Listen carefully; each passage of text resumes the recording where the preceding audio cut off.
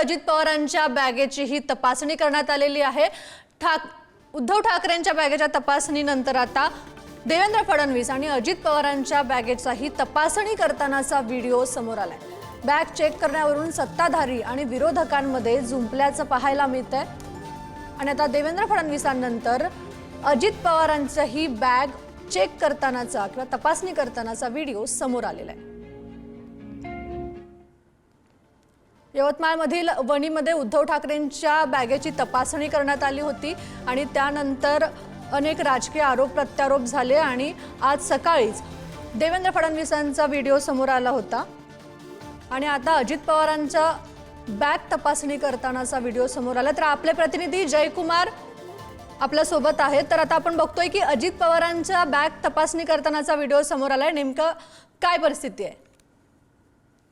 तेजस्वी आज उपमुख्यमंत्री अजित पवार आज बारामतीच्या दौऱ्यावरती होते। सकाळी शहर ग्रामीण भागातील 3 गावांमध्ये त्यांचा दौरा आटपल्यानंतर भवानीनगर येथून त्यांचे हेलिकॉप्टर बीडच्या दिशेने टेक ऑफ करणार होतं। त्यापूर्वी निवडणूक आयोगाच्या अधिकाऱ्यांनी त्या ठिकाणी येऊन अजित पवारांकडे जे बॅग होते सर्व बॅग तपासणी करण्यात आली। ते जे साहित्य सोबत घेऊन चालले होते सगळ्या साहित्याची तपासणी करण्यात आली। यामध्ये कोणतेही कॅश असेल किंवा काय असेल हे सगळ्याची तपासणी करण्यात आली, पण त्या ठिकाणी कोणतीही वस्तू न आढळल्याने त्यांना परत पुढे जाण्यासाठी निवडणूक आयोगाने पुन्हा परवानगी दिलेली आहे।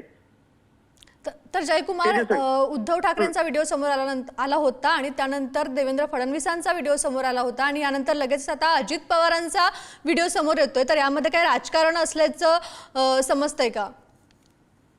आपण बघितलं की उद्धव ठाकरेंची बॅग तपासणी करण्यात आली होती। त्यानंतर उद्धव ठाकरे असेल आणि निवडणूक आयोगाचे जे अधिकारी असेल यांच्यामध्ये काहीशी बाचाबाची झाली होती की तुम्ही निष्पक्षपणे सर्वांच्या सत्ताधारी असतील किंवा विरोधक असतील सगळ्यांच्या बॅग तपासणी कराव्यात। त्यानंतर आता निवडणूक आयोगाने जे देवेंद्र फडणवीसांची बॅग तपासणी केली त्याचा व्हिडिओ समोर आल्यानंतर आता आज सकाळी भवानीनगरमध्ये अजित पवारांचे हेलिकॉप्टर टेक ऑफ करण्याच्या पूर्वी निवडणूक आयोगाने त्यांची देखील बॅग तपासणी केल्यामुळे तो देखील व्हिडिओ आता सोशल मीडियावरती व्हायरल केला जात आहे।